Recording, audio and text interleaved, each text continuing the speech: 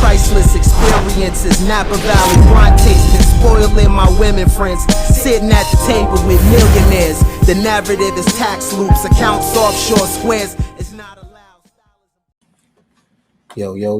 Welcome back to this thing we call Coin Gang. What's good, man? Coin Gang on the late night, wherever you at. As always, you know the drill, what we do over here. If you can see me, press 1. And if you can hear me, press 2. Happy Indigenous Peoples Day.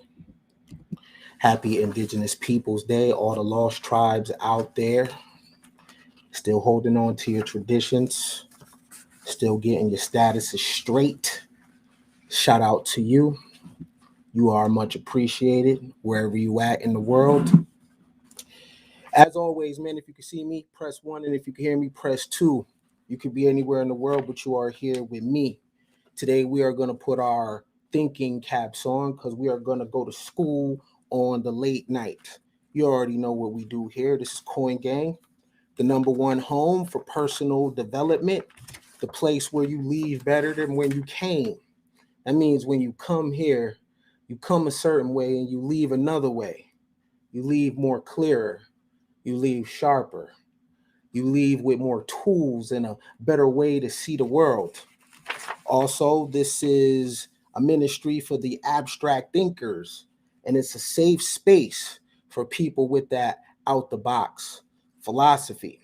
Before I even get it going, please do me a favor and help me crack this tricky algorithm. And the way that you help me do that is by liking the video, right? It's free to like.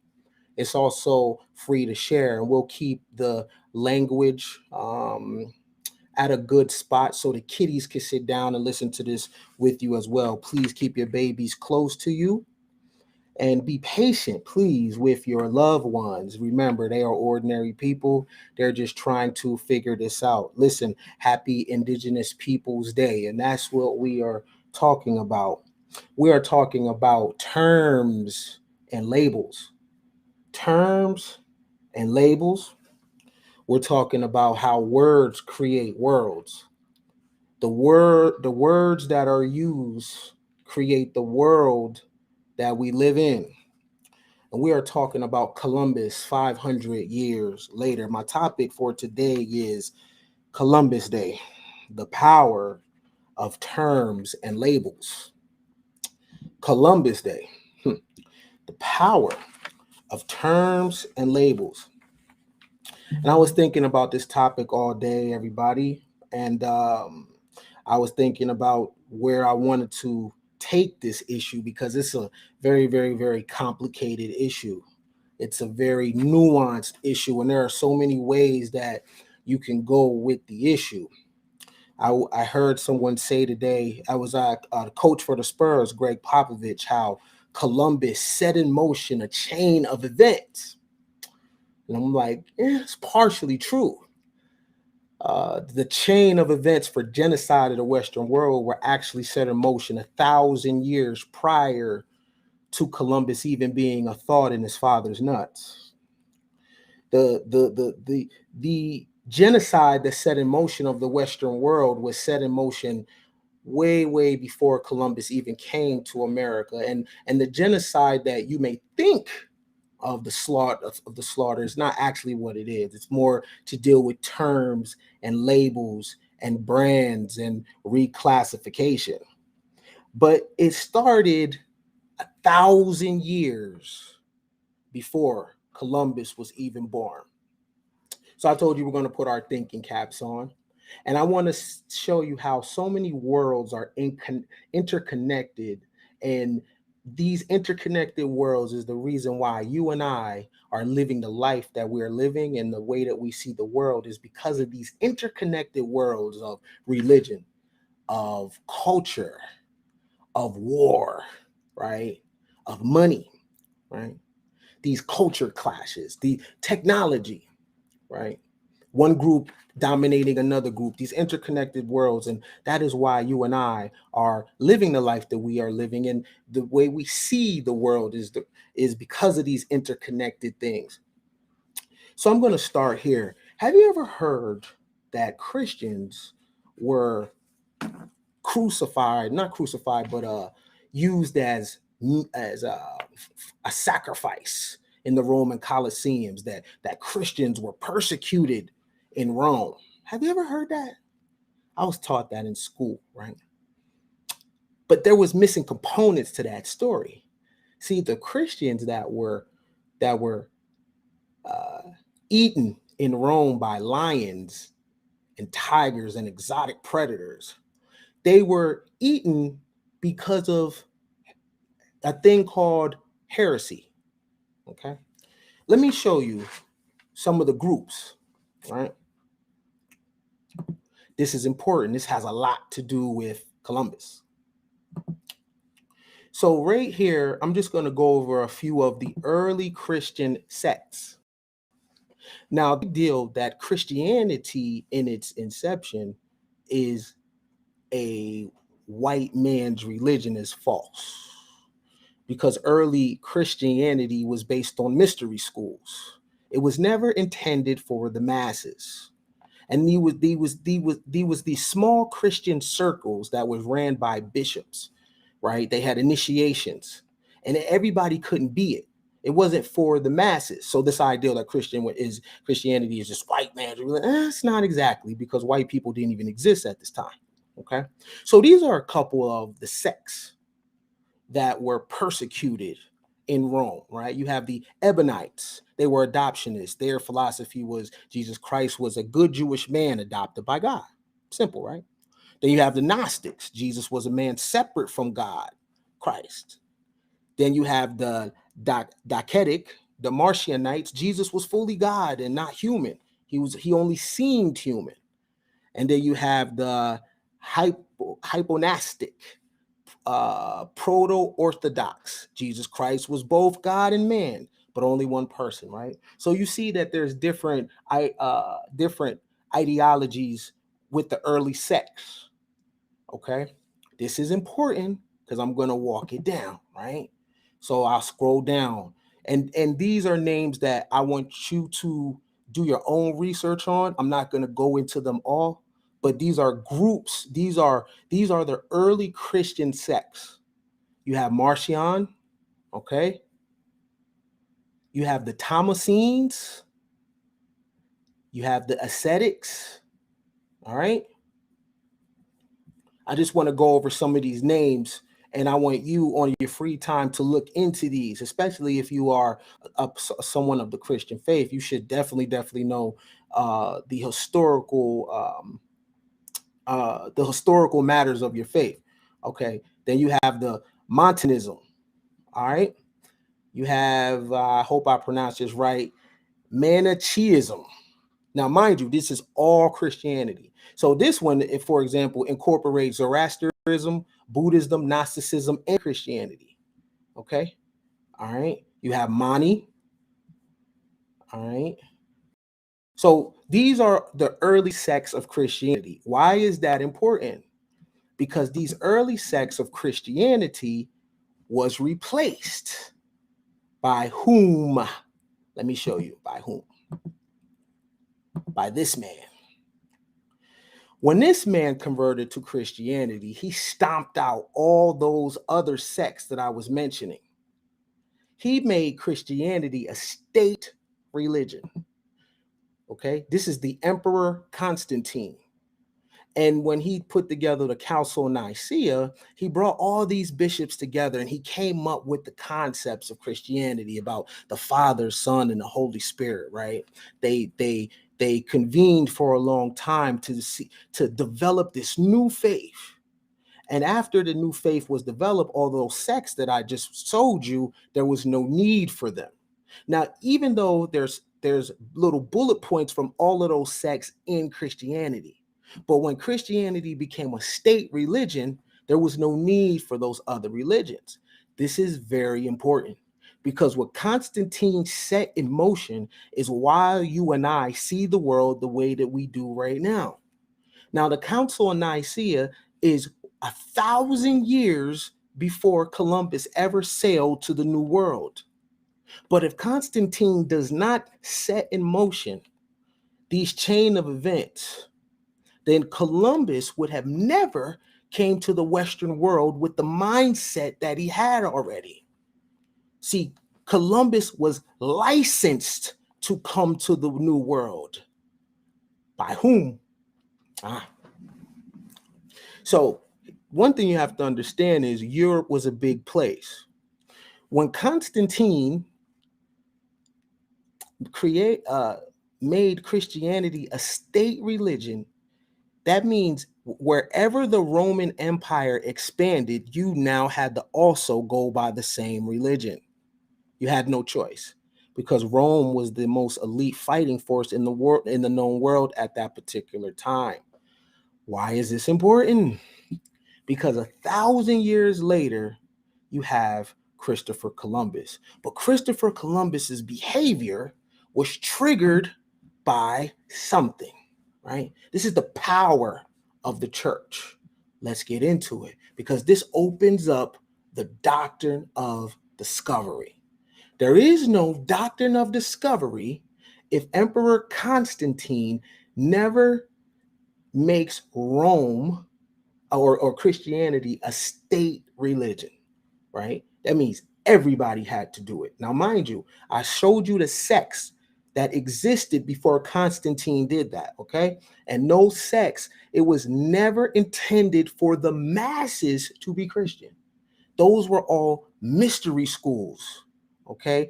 Do you know that some of those sects that I mentioned practice wife swapping? Some of them were vegetarians. Some of them practiced apocalyptic philosophy. Some of them swore of life of no ownership to any material pleasures. Each one was different. But because they didn't align with this new way that Constantine was thinking, there was no use for them. Okay? So they were destroyed or forced severely underground. You got it? All right.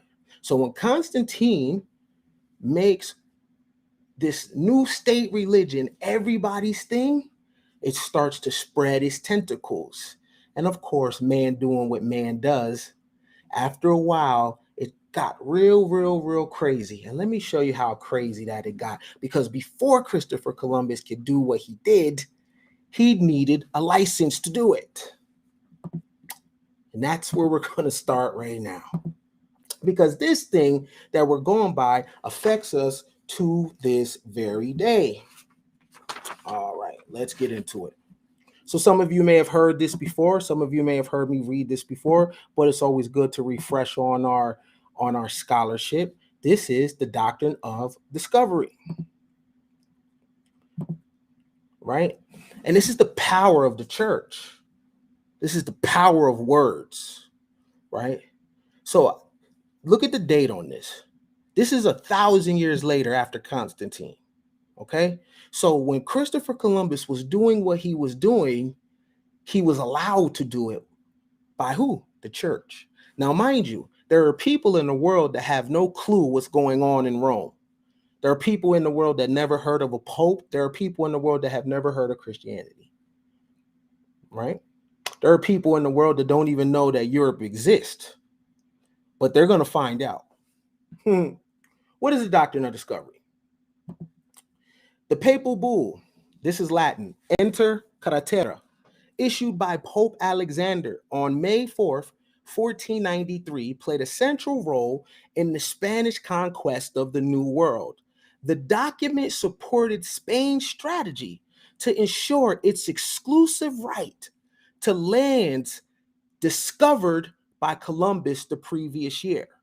It established a demarcation line 100 leagues west of the Azores and Cape Verde Islands and assigned Spain the exclusive right to acquire territorial possessions and to trade in all lands west of that line. All others were forbidden to approach the lands west of the line without special license from the rulers of Spain. This effectively gave Spain a monopoly on the lands in the New World. The bull stated that any land not inhabited by Christians was available to be discovered. You ever heard the term Columbus discovered the Americas? And many of you will be like, it was people already here. You are right. but discover is a legal term, right? He technically did discover lands, new lands that nobody was on because they weren't Christian. So they were considered barbaric races. Okay? Technically, they had no legal status. So he technically did discover them. Listen, the bull stated that any land not inhabited by Christians was available to be discovered, claimed, and exploited by Christian rulers, and declared that the Catholic faith and the Christian religion be exalted and be everywhere increased and spread, that the health of souls be cared for, and that the barbarous nations be overthrown and be brought to the faith itself. The doctrine of discovery became the basis of all European claims in the Americas, as well as the foundation for the United States Western expansion.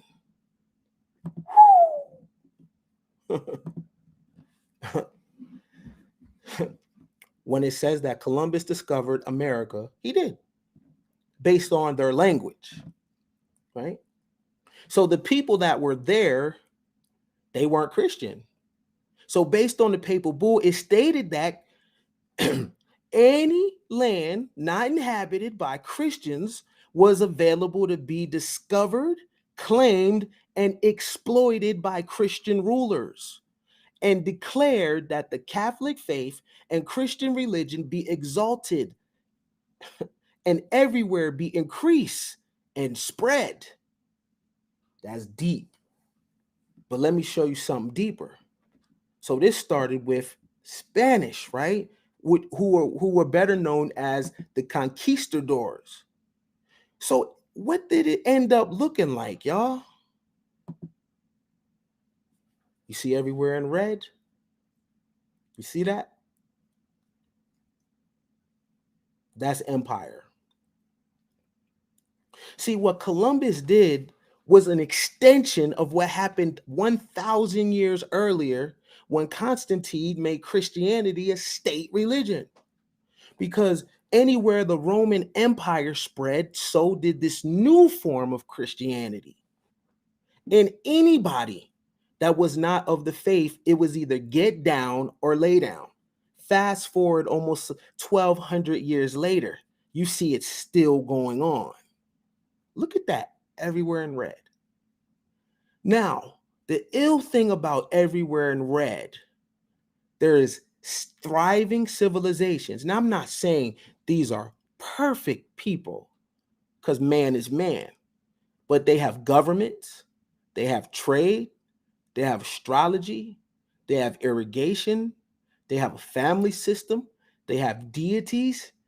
What they don't have is the technology to defeat the conquistador, because the conquistador has armor and horses and the great equalizer, gunpowder. But look at everywhere in red, y'all. Okay? So all these places that speak Spanish, they were conquered by the Spaniards, right?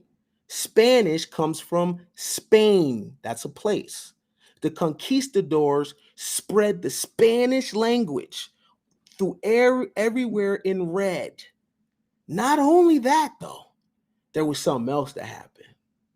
Reclassification happened. Reclassification killed more people than the sword of the conquistador. What do I mean by reclassification? When the conquistador came upon these nations, these people, they begin to call them something. They begin to call them negro. They begin to label them something that they weren't.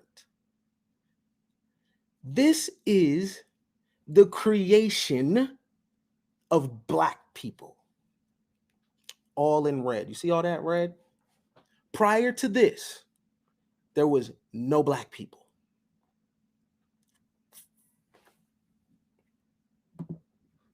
You know how James Brown be like, say it loud, I'm black and I'm proud? I got you. That's after the conquistador expansion of the Christian religion. Prior to this, people were in other names. Now, also, what they set in motion, and this is 100 and something years before 1619. There is a slave trade going on north to south. You see everywhere in red? Now I want you to focus on North America, Central America, and South America.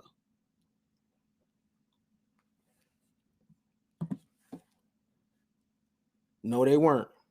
There was no such thing as black people. You have to give me something else, friend. There was no black people until the conquistador called people that. You got to give me something else. That's historically inaccurate. What were their names? Who are their nations? Who are their tribes? Because black is not it. You got to give me something else, friend. Right? You got to give me something else because that ain't right. Right? But there's a slave trade that is going on north to south way before 1619. People in South America are getting shipped to North America. People in North America are getting shipped to Central America. People in Central America are getting shipped to North and South, but that ain't it though. Because the doctrine of discovery just doesn't stop at the Spanish. Who else?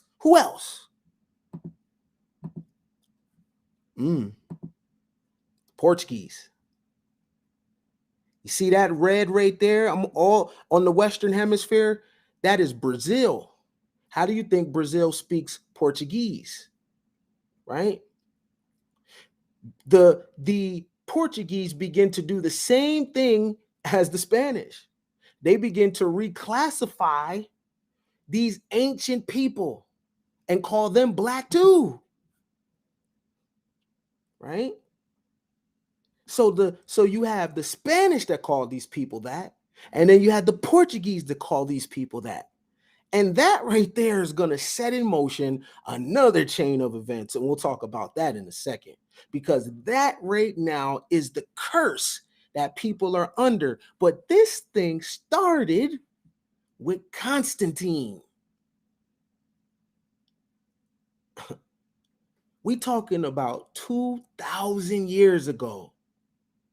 And language and labels and brands are still affecting us now. Look at that. That's the Portuguese. Now, after Europe, there are certain areas in Europe that wanted to go through a reformation, right? Because Rome and the Catholic Church has such a monopoly on the ideals of Christianity. They went through a reformation in Europe, okay? And Europe started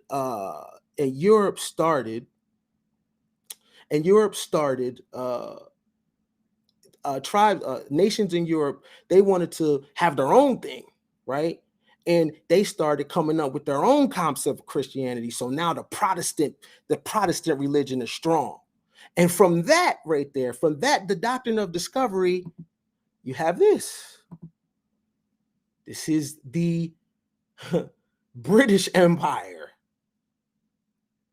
The doctrine of discovery set in motion Spanish Empire, Portuguese Empire, and at the time, the largest empire in the world, which is the British Empire. Look at all that red. Look at that red, right?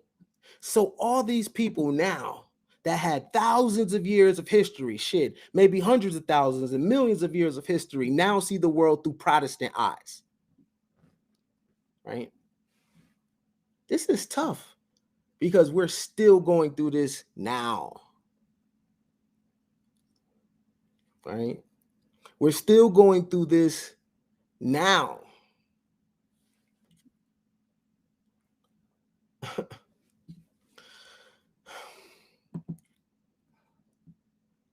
That's not who those people say they are, friend. Right? Europeans and Afrocentrics both do the same thing to people of the Americas. The European and Afrocentrics both strip the people of the Americas of their history. The Afrocentrics put their history on these people, and the Europeans put their history on these people.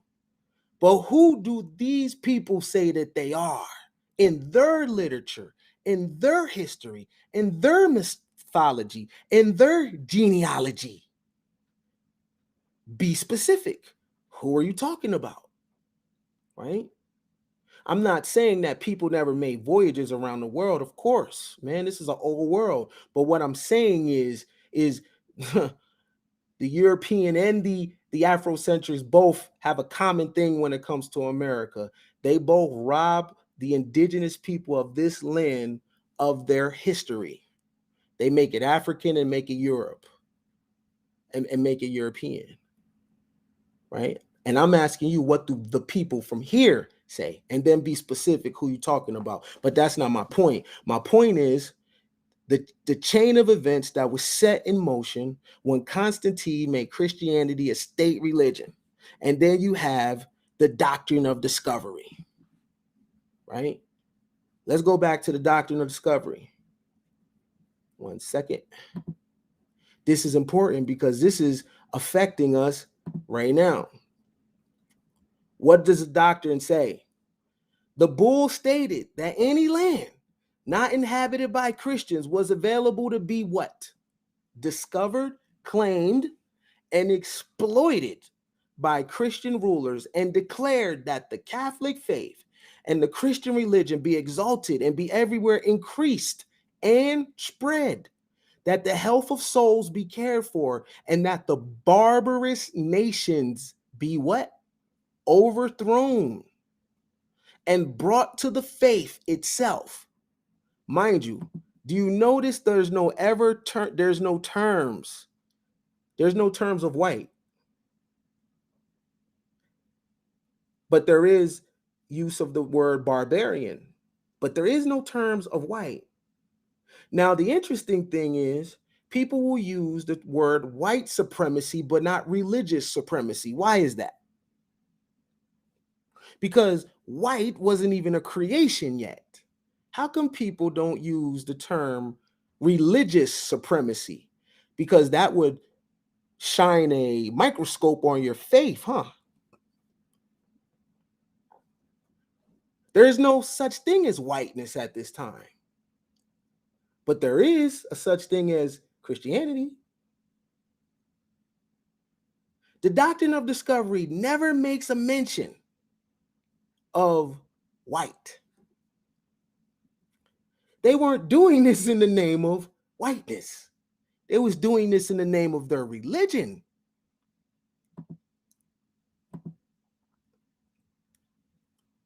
How come y'all don't ever say religious supremacy?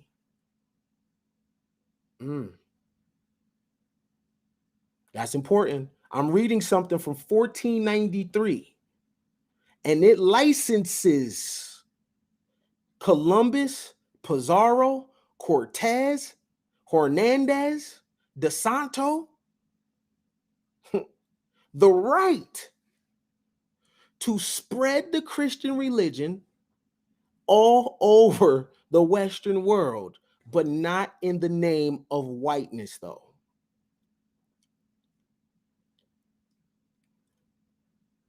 This also highlights that way before 1619, America was already flipped upside down.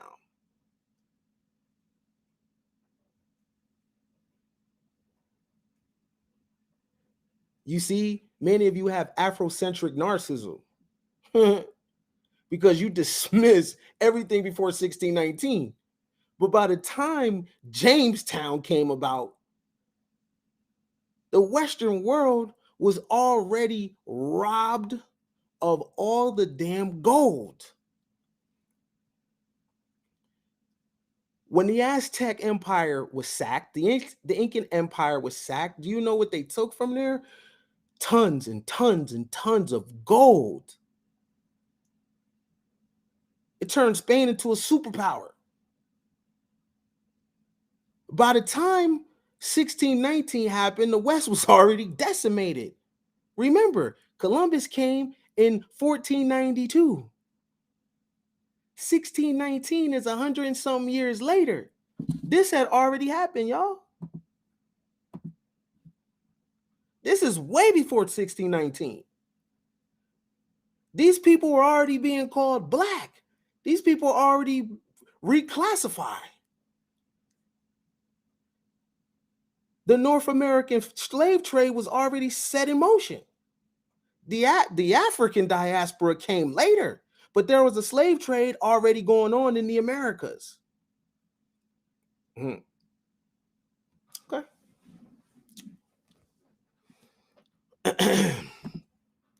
But the term I dare you to use is religious supremacy.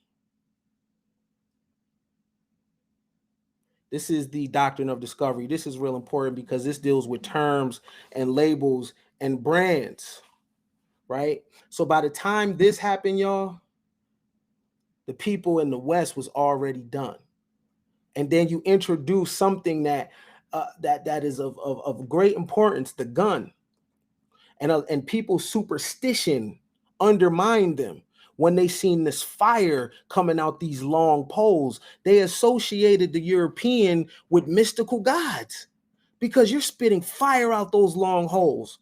Your swords are long. Their arrows and the spears can't pierce your armor. And then the horses look like they're breathing fire out of their mouth. So a superstitious people would associate these people with strong deities. So these people's superstition kind of undermined them. But how does this affect us to this day?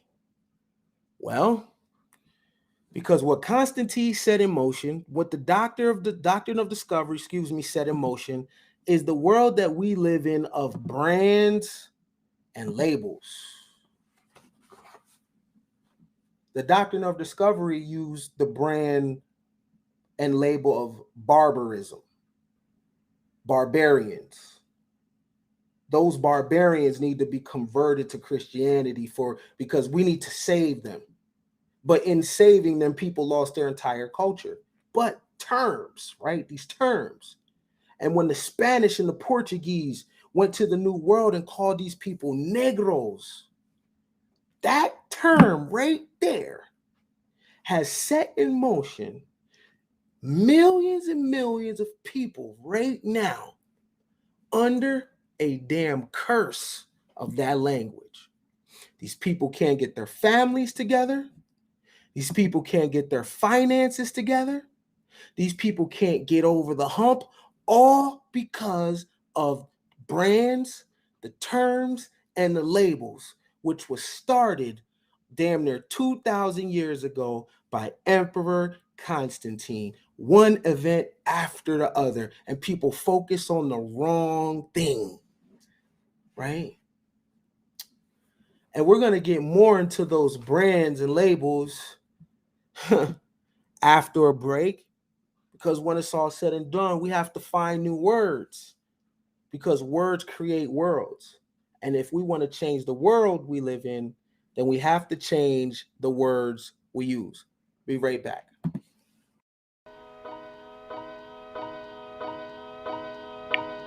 Don't compare me to no content creator. Don't compare me to no goofy. Don't compare me to nobody that gossips. I don't do what they do. This is Coin Gang, ministry for abstract thinkers. This is a safe space for people that got out-the-box philosophy. Abstract thinking represents the future. Abstract thinking unlocks the mystery in you. And that's way, way more important than the history in you. The most important real estate to invest in is your mental real estate. And personal development, well, is the only type of development. We in the future. And if you still listening to me and you ain't putting nothing down to pick nothing up, you are bugging and you are out of pocket. Pay like you weigh. I'd say quarters, nickels, and dimes. That ain't a crime. Anything better than free 99. Let's get into it of brands and labels. Now, remember the doctrine of discovery, because I need to bring up some other things. Now, remember, let me look again to make sure that I'm not bugging. Nowhere in the doctrine of discovery does it mention white, right? But it does mention Christian, right? Christian rulers, Christian religion, okay? But it doesn't mention white. Okay.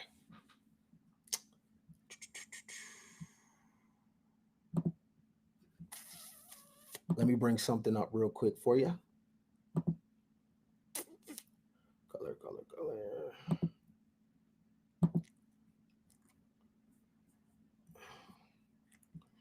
All right. This should be interesting right here. Now look at the date. And remember when we was reading the Doctrine of Discovery. The Doctrine of Discovery was 1493. This is 1613.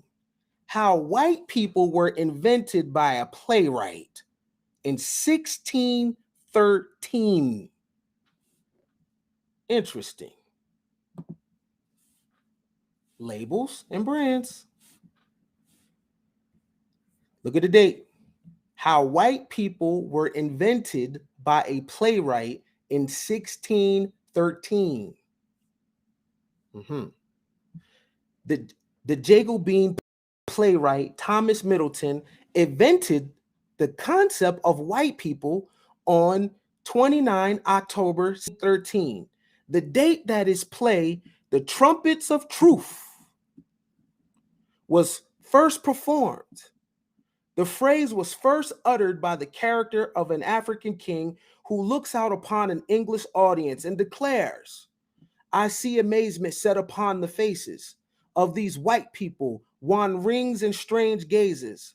As far as I and others have been able to tell, Middleton play is the earliest printed example of a European author referring to fellow Europeans as white people." A year later, the English commoner John Rolfe of Jamestown in Virginia took as his bride an Algonquin princess named Matatoka, whom we call Pocahontas. The literary critic Christopher Hodgkins reports that King James I was at first perturbed when he learned of the marriage, but this was not out of fear of miscegenation. James's reluctance, Hodgkins explains, was because Rolfe, a commoner, had without his sovereign permission wed the daughter of a foreign prince. King James was not worried about the pollution of Rolfe's line. He was worried about the pollution of Matataka's. Both examples seem surprising to commentary readers, but they serve to prove the historian Neil Irvin Painter's reminder in the history of white people that race is an ideal, not a fact.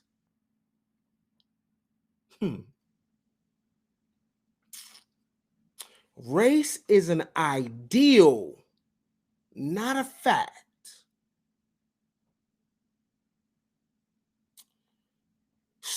So if I'm like, we as a people, me as a black person, that's an ideal, huh? Not a fact.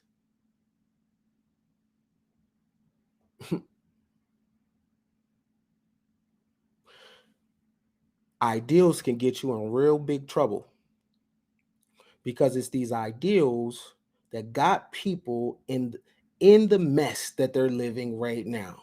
But let's keep going. Middleton alone didn't invent the ideal of whiteness, but the fact that anyone can definitely be the author of such a phrase, one that seems so obvious from a modern perspective, underscores Painter's point. By examining how and when racial concepts became hardened, we see how historically conditional these concepts are. There's nothing essential about them. As the As the literature scholar Roxanne Wheeler reminds us, the complexion of race, there was an earlier moment in which biological racism was not inevitable. Since Europeans didn't always think of themselves as white,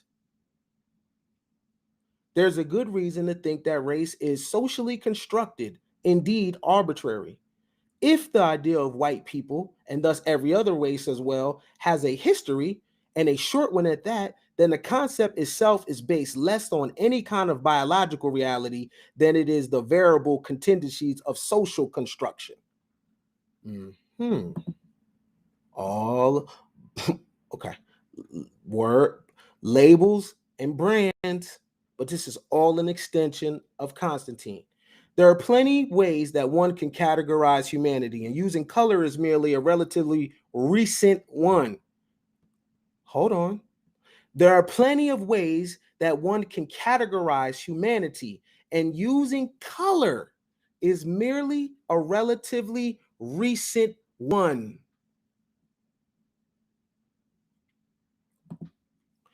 If people associating others with color are a recent thing that modern humans do, then when y'all say, oh, black people was all over the world, that's not true, because they never considered themselves that. That is a new way of looking at humans, not an old way of looking at humans. What did them people call themselves? Whatever they called themselves is what you call them. But I'm going to show you that that ideal that you cling to and love so bad has you living in a hellified world. One that is an extension of the doctrine of discovery and an extension of things set in motion by Emperor Constantine. In the past, criteria other than complexion were used, including religion, etiquette, and even clothing. For example, American Indians were often compared with the ancient Britons by the colonizers, who were descendants of the Britons. The comparison was not so much physical as it was cultural, a distinction that allowed for racial fluidity. Yet by the time Middleton was writing, the color line was already beginning to harden, and our contemporary, if arbitrary, manner of categorizing races begin to emerge. The scholar Kim Hall explains in Things of Darkness that whiteness truly exists only when posed next to blackness. So the concept of white people emerged only after constructions of blackness. Hold on.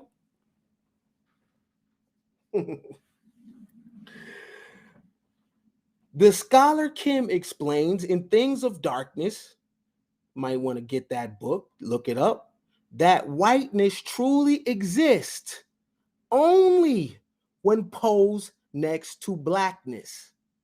So the concept of white people emerged only after the constructions of blackness. So the concept of white people only emerged after the construction of blackness. So what was blackness before the construction?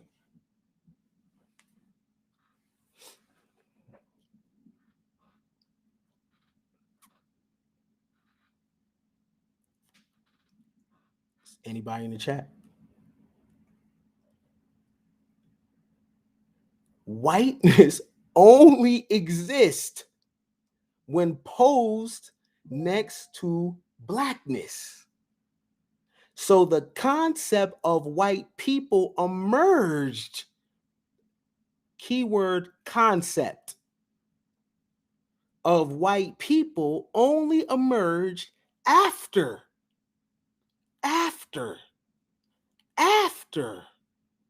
the constructions of blackness. What that means for the people in the back. Remember this? This is why I showed you this. there was no blackness before those areas in red. There were, however, thriving civilizations with tribal identities and thousands upon thousands years of history.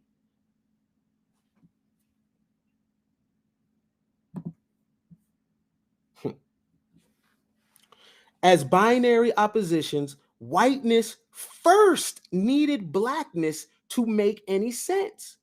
The two words create each other. The scholar Virginia Mason Vaughn writes in Performing Blackness on English Stages that blackface characters in early modern dramas are often used to make whiteness visible. Black and white have never referred to defined groups of people. They are abstract formulations which still have had very real effects on actual people.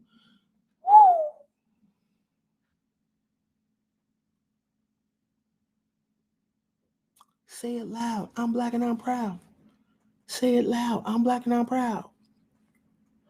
The scholar Virginia Mason Vaughn writes in Performing Blackness on English Stages that blackface characters in early modern dramas are often used to make whiteness visible. Black and white have never referred to defined groups of people. They are abstract formulations which still have had a very real effects on actual people. Basically, aka the belief in the concepts. But how did blackness get set in motion? Boom. Spanish Empire. Boom. Portuguese Empire. Why is the Portuguese Empire important? Because people from Brazil were shipped to the north and called and reclassified black. Boom. British Empire. It's the spread of the Protestant religion everywhere in the world. Everywhere you see in red, black. Ooh, the Australians felt it badly. Black. You see the power of language? You see the power of words? And when someone absorbs you into their language, whatever is coded in that language applies to you.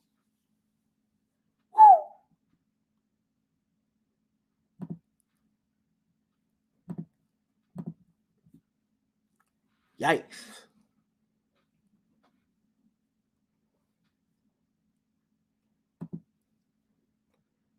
Shout out to Latoya for the super chat. Appreciate you. Y'all picking up what I'm putting down? I know this goes against a lot of the things that we were taught, but we have to examine the things that we were taught because we are in the future. And what are words and what do they mean? Because if this right here was created 500 years before you and I ever hit the scene, then that means we are under a spell. And the spell that we are under is not in our favor. Clearly.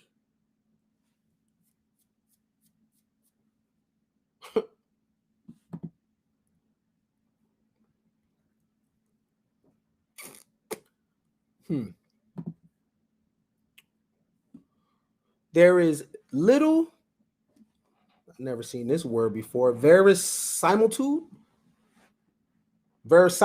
in describing anyone with either term, which explains their malleability over the centuries. How arbitrary is it to categorize Sicilians and Swedes as being white, or the Igbo or the Maasai as both black? This kind of racial thinking developed as a direct result of the slave trade, but not the 1619 one. This one. See, we are educated in the 1619 project and everything after that, but we're not educated in the doctrine of discovery and how the conquistadors set in motion the slave trade.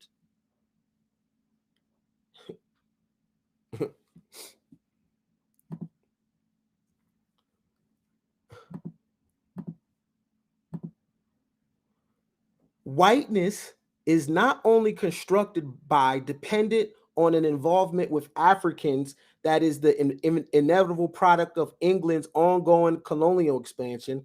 As such, when early modern Europeans begin to think of themselves as white people, they are not claiming anything about being English or Christian, but rather they are making comments about their self-perceived superiority, making it easy to justify the obviously immoral trade and ownership of humans.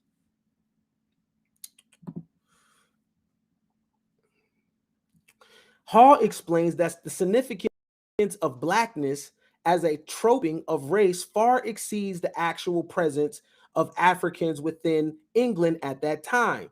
Before Middleton's play, there was a host of imagined, quote, black characters such as Ben Jonson's The Masquerade of Blackness, 1605, which featured Queen Anne performing in blackface, as well as Shakespeare's Noble Moor in Othello, staged a couple years before Middleton's play. Understandings of race were malleable in modern writing. Exoticized characters can be described as dusky, dun, dark, sable, or black. Depictions of an exoticized other weren't only of Africans, but also Italian, Spaniards, Arabs, Indians, and even Irish. Middleton's play indicates the coalescing of another racial pole in contrast to blackness, and that's whiteness. But which groups belong to which pole was often in flux. Let's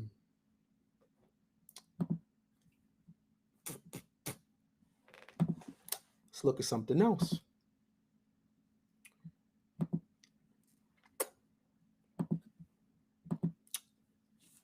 Let's put our etymology hats on now. Color. Have you in your life ever said, I'm a person of color? Right?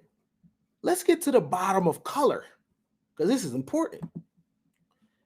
Color, 13th century. Skin color, complexion, from Anglo-French color. I'm not going to get into the differences of the languages. Color, complexion, appearance. Color of skin. Color in general, who? Appearance. Okay, now we get into it. Look at this. A covering. To hide. To conceal. To cover, conceal. That's important, because when we say people of color, we are concealing something. When you call yourself a person of color, what is being concealed? Color, right? Interesting. Okay, let's go down here. Meaning, hue, tint, visible color, the color of something, a color as an inherent property of matter, the quality of a thing, or appearance which is perceived by the eye alone, a coloring matter, kind, sort, variety, description, and figurative style of device, a reason or argument advanced by way of justifying, explaining, or excusing an action, hence, specious reason or argument, that which hides the real character of something. Wowzers. Hold on.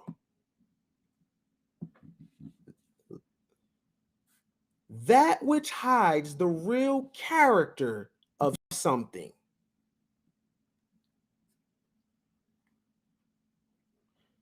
we are people of color. This is what y'all say. But color conceals and color hides. So when these people, the conquistadors, called the people of these new lands black, what were they hiding?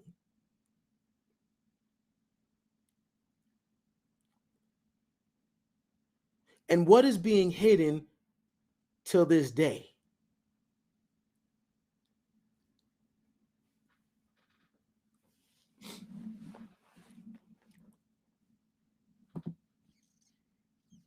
Talk to me. Because this is all an extension of Columbus. Labels and terms, and you see how it transforms and becomes something else. Right? When we say we are black people, are we hiding something?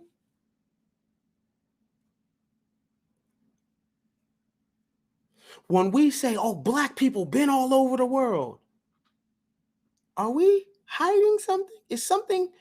Is that the full truth?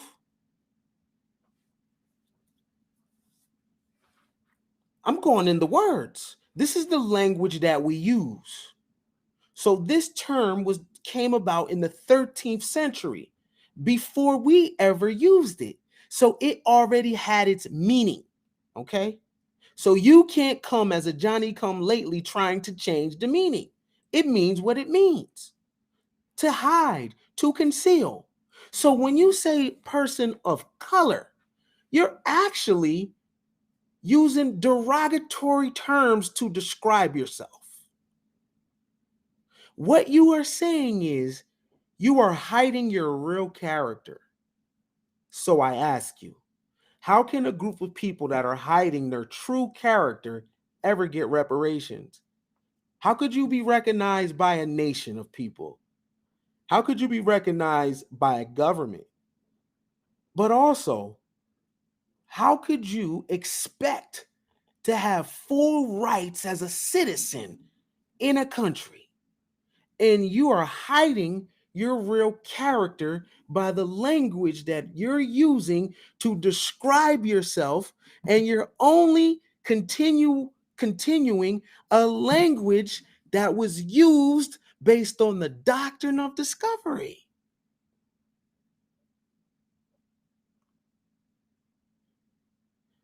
Could that be why your family looks the way it does? Could that be why the finances look the way they do? Is that possible? Is it?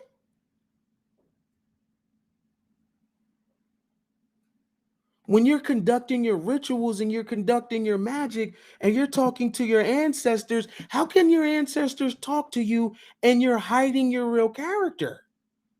How do they talk to you? They're supposed to go beyond the label?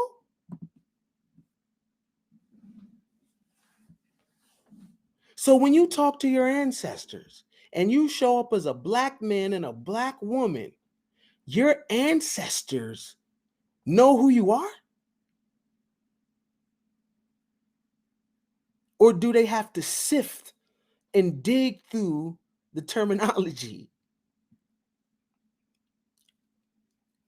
Maybe, just maybe, you can't tap into any ancestral intelligence or help because you're hiding your character and they don't know who the hell you are because they did not call themselves this. They didn't call themselves people of color. Mm.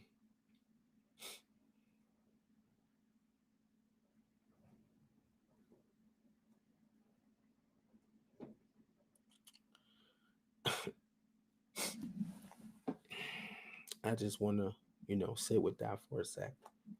Because that completely pokes a hole in, oh, my ancestors, and oh yeah, my ancient mothers and fathers, and nah, man.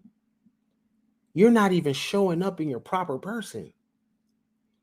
How can you be represented in another dimension and you're not even in your proper character here? You're in another character, a character that is not associated with any nation, a character that is not a citizen, a character that has no history, a character that is nothing but a product and is bound to the United States, property of the United States. You belong to the Negro factory here in the United States of America. You don't belong nowhere else. You're not the original man. You don't have ancient ancestry. You don't, because you're a black person.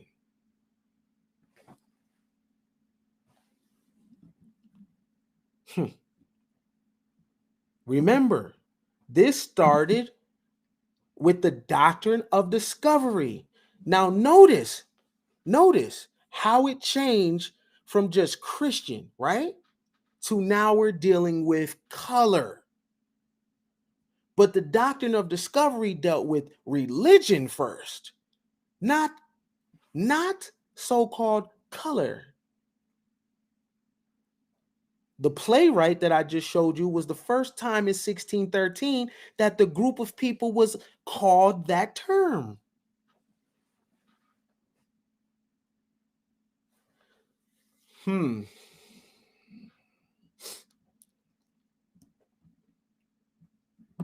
That's something to sit with.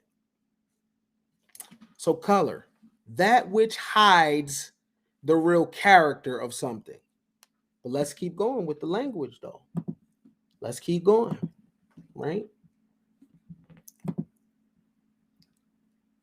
Peep how one thing set in motion 2,000 years ago has mutated into this right now. This is all connected. Black. Right? Let's go down. Let's go down. Literature. Oh. Black. Characterized by the absence of light. Now, why is that important? Why is that important? Because light was always synonymous with knowledge. Light was always associated with knowledge. Black people as a collective, the term is not associated with knowledge, characterized by the absence of light. The Black collective is not looked to for intelligence or any addition when it comes to thinking. Light is always associated with knowledge.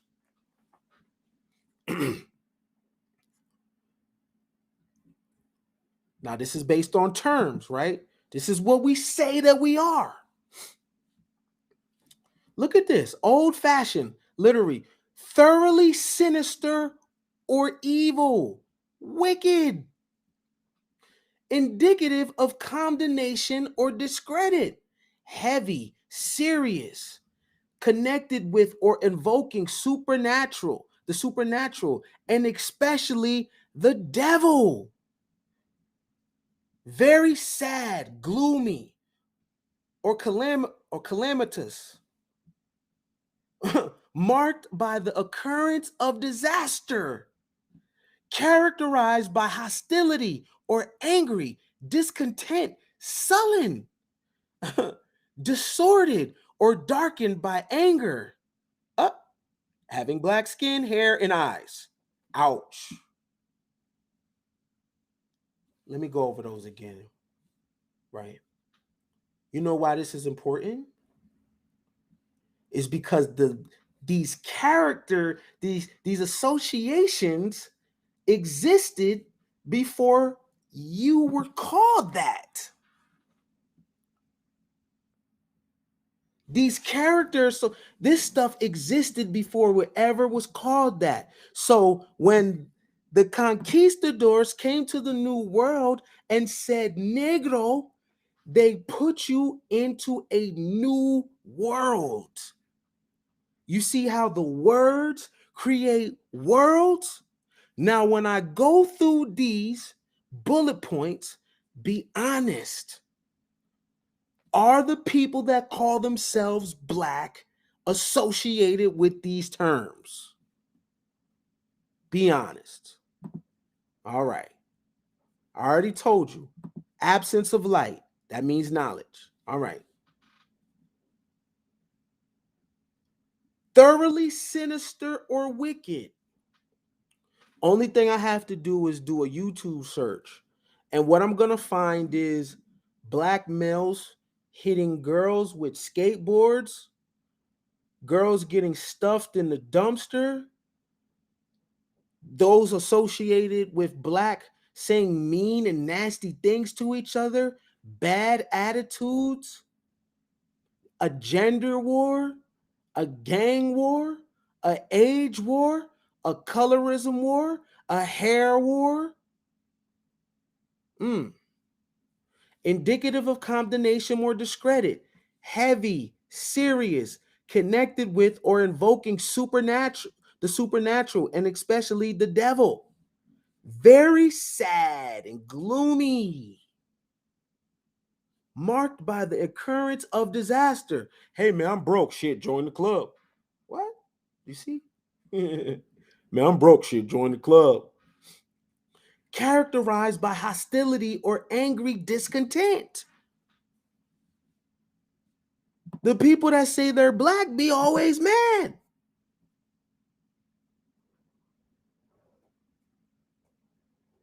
The Blacks be mad as hell. The Blacks be having bad attitudes. Why though? Why? It wasn't your fault before because you didn't know. You was born into the spell. But now the spell is being lifted off of you. This is why the doctrine of discovery allowed the conquistadors to come to the New World and code words into these people's world. And now the people, because of a debt and because of a spell, this is the life that they live. This is all from language. You see?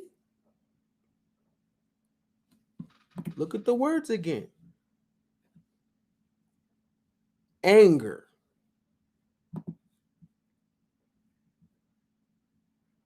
Look, and you know, having dark skin. So all of this is associated with dark skin, hair, and eyes.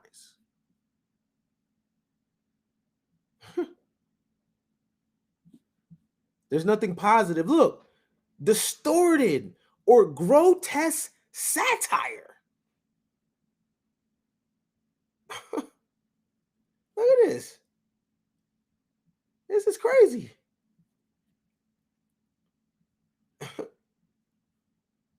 This is crazy.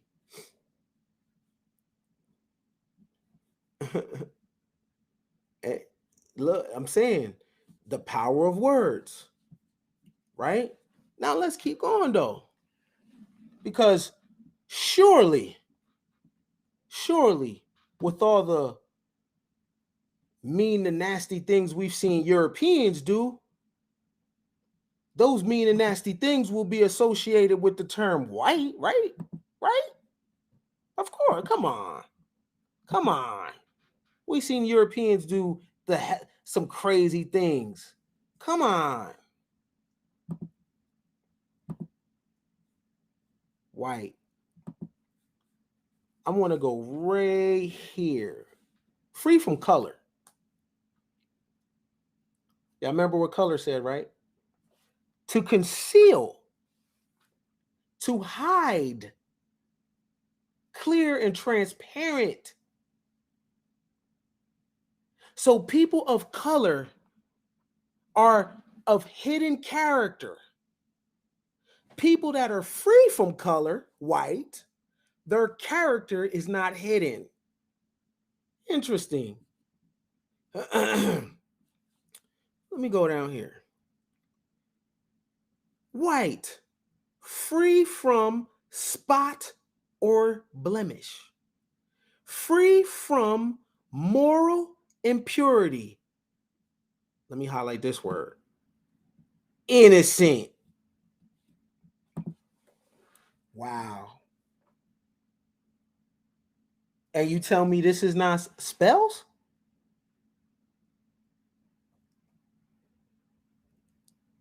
Free from moral impurity. When you claim to be a white person, based on the language, you are by default innocent. You are innocent. Think about that for a second.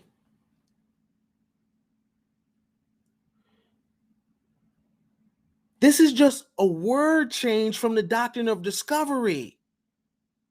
Because those Christian rulers that had a license to go colonize the rest of the world were viewed as innocent. And the non-Christian was viewed as dirty, black, ugly, sullen, angry, bad luck. You see? When a person pulls you into their language, the code that is associated with the language is now coded over you. So when the conquistadors came and they were calling these people negros, the people didn't understand the language. They didn't know that they was being pulled into someone else's reality. And because the conquistador had the technology to make those people get pulled into their reality, they didn't know that they were being birthed into a new world. That's why the West was called the New World. But what created the New World? Words. Don't they say it's power in the tongue? Words. You have the ability with your words to take an individual or a group of individuals and put them into your words and create a new world.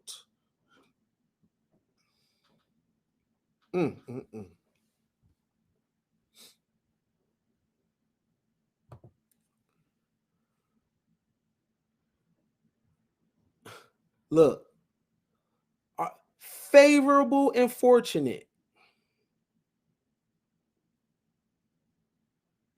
Favorable and fortunate. Is that why people that say that are white be having money? Is that why? Exactly, fam.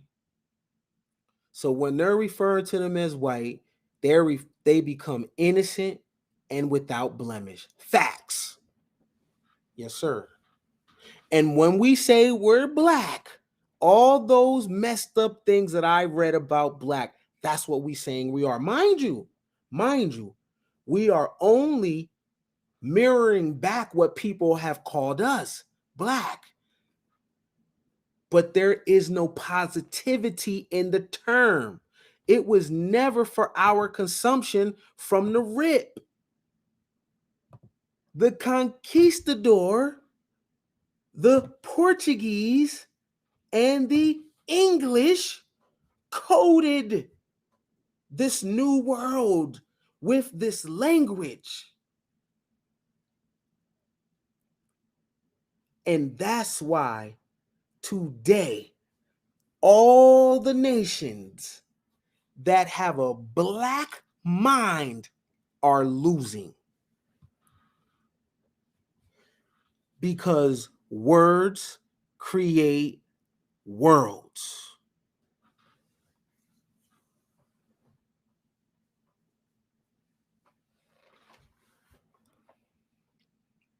The only difference between words and worlds is a L.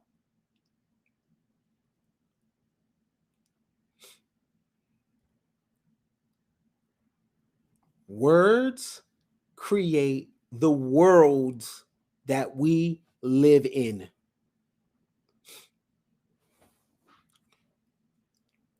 Remember, scientists now all agree that this is a holographic universe. Okay, fine, cool. I'll go with them on that. How do you program this hologram? How do you program it? What would you do to code it? Words, y'all. Words. Right? Look at the thing associated with white. Favorable, fortunate. Passionate.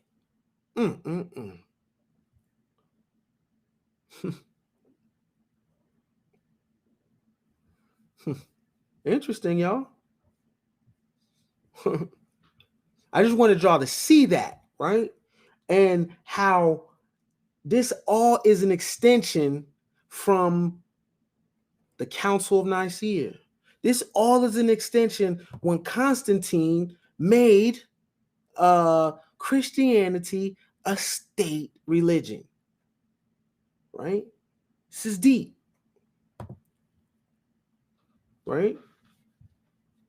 Mind you, let's take a look one more time at the Doctrine of Discovery. Just one more time.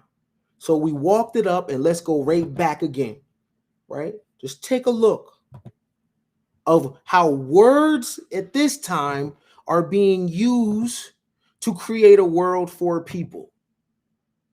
But they didn't use white at this time. They used different words. Now, let's go back. This is the Doctrine of Discovery. The Papal Bull, Enter Cratera, that's Latin, issued by Pope Alexander on May 4, 1490, played a central role in the Spanish conquest of the New World.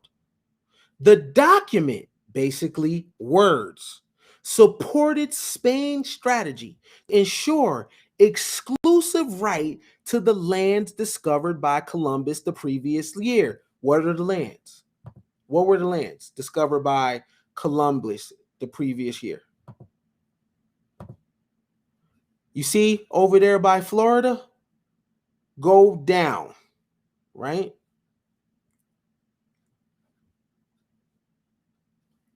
Go down. See them islands over there?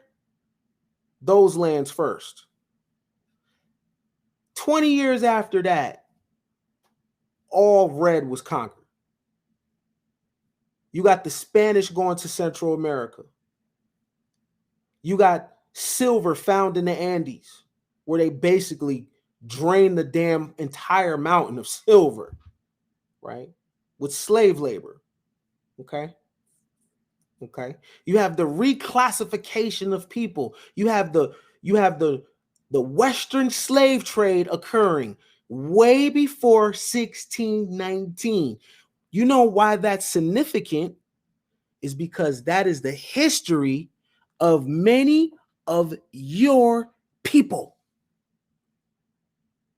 Many of your people do not start here in America at 1619 with Anthony Johnson. No. Many of your people start way before that. Huh? Your people are the people that have been reclassified and that was being shipped from north to south in the Western slave trade. When they came, you had nations and religions and ways of life and customs.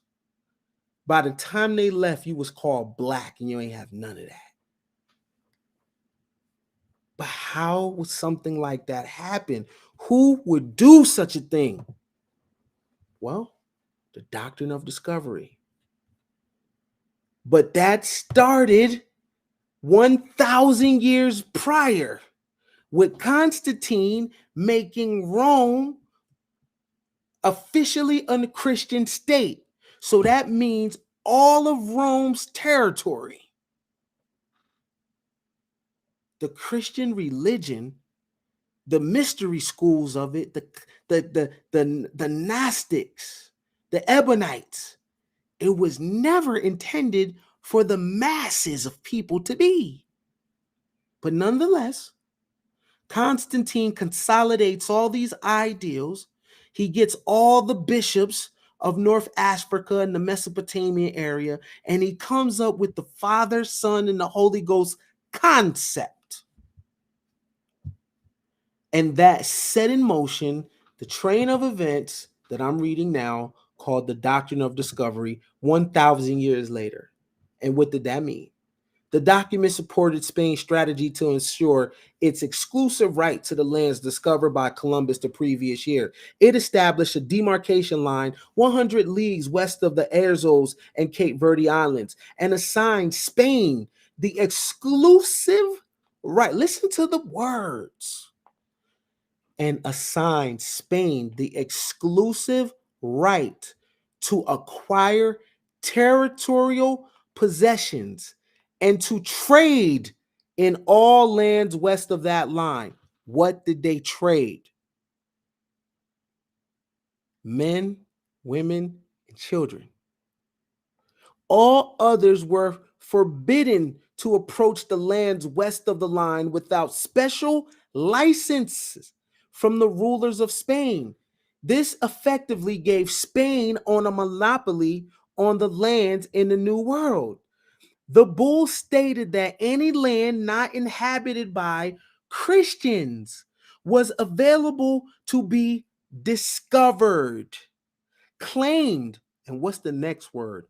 Exploited by Christian rulers, and declared that the Catholic faith and the Christian religion be exalted and be everywhere increased and spread, that the health of souls be cared for, and that the, look at the word, barbarous nations be overthrown and brought to the faith itself.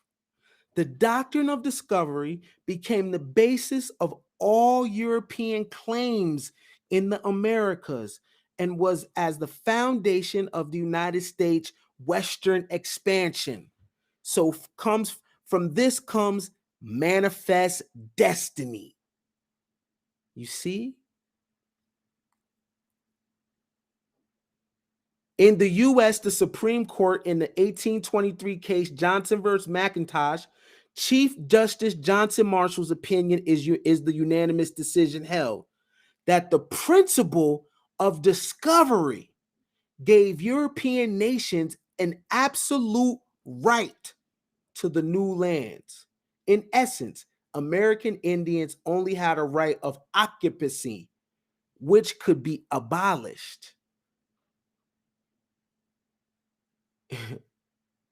The principle of discovery, which meant that those people technically did not exist. You see the power of language? You see? You see the power of language? Okay. Now, you get the gist, right? So you see how the extension of Columbus Day still affects us to this day, right? We're calling a group of people white supremacy, even though this started as religious oppression, but you're not going to mention that because you claim that religion. Okay, copy. Right? But in the use of white supremacy, you are cursing yourself because the term black was never used as a praise. It was never used as a positive. It always meant angry, cursed, wicked, unpure.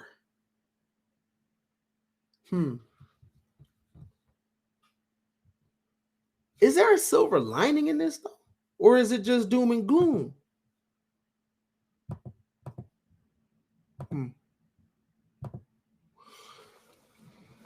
If language is that powerful, and language was used to bring down entire civilizations with the power of the written word, right? The Doctrine of Discovery was a document that people carried out against other people.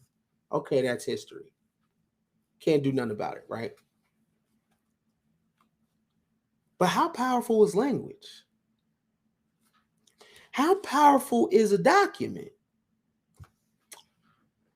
So if the Pope can issue a document, right, giving discovery and basically the extermination of other groups of people based on a document, is it possible that if you come from generational poverty, generational trauma, generational bad luck, generational misfortune and bad health, is it possible that you can also use language and a document to scale your entire bloodline? Is that possible?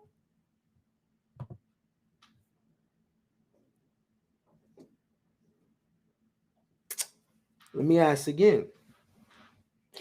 Wherever you are in your life, whatever you're doing and whoever you're doing it with, if you're not getting the desired outcomes that you would like from whatever's going on, is it possible it's because of the language that you're using? It's possible. Because I just showed you the power of language. I just showed you the power of documents, the power of words, and how they create worlds. And when a language is placed on people, how a world just begins to swallow them whole, right? Okay. What I want to know is, wherever you are, man, woman, and child, wherever you are, and things look a little grim, you don't know how you're going to move and shake and get ahead.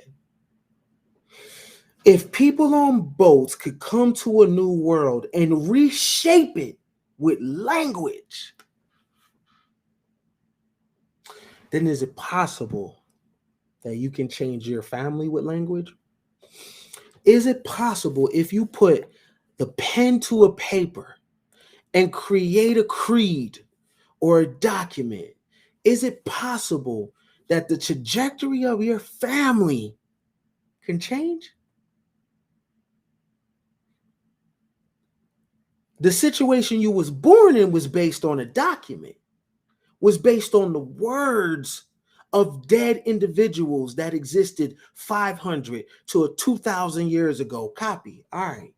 Their words and the world that they created from those words were so powerful that you was born in unfavorable circumstances.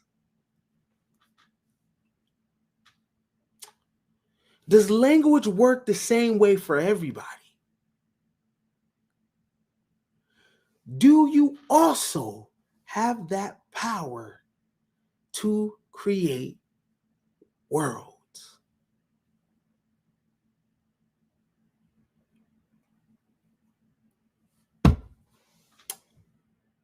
Get back to me on that. Biggest game, it's like, remember we was all back in high school? Some of you may be still in high school or whatever, but follow me. We had the regular class and then you had honors class. And I feel like Ken Billion's game is nothing but honors class. Everything that you learned in life and been through in life, or whatever he's talking about at that certain time. And, like point of reference, game for guys. Everybody learn game from somebody, and this and that, and it's all over the place. But once I listened to Game for Guys, it was like being in an honors class. Ken is a brilliant guy. I still listen to him to this day. Listen to him almost every other day. And I stay studying, you know. And that's, if I look at a video and he's giving us homework, I'm gonna look through that video. I'm gonna write my notes down. I'm gonna do my homework. Then I'm gonna watch the next video. I mean, you just can't get enough of the game and the knowledge that this brother brings to you. He's allowed me to look back into history, my own history. I found out about black people that I never even knew about, black millionaires and people like that. Recently, I learned about the reticular activating system, and that's something that I'm studying up on as we speak. Which I plan on reprogramming myself. You know what I'm saying? So overall, the Ken Business Game has done a lot for me. It's allowed me to elevate as a man, as a father. It just allowed me to be more excited about life and not be in the program of being oppressed. And that's one of the main things for me that I have to say that this game has done for me. I'm so glad that I ran across it.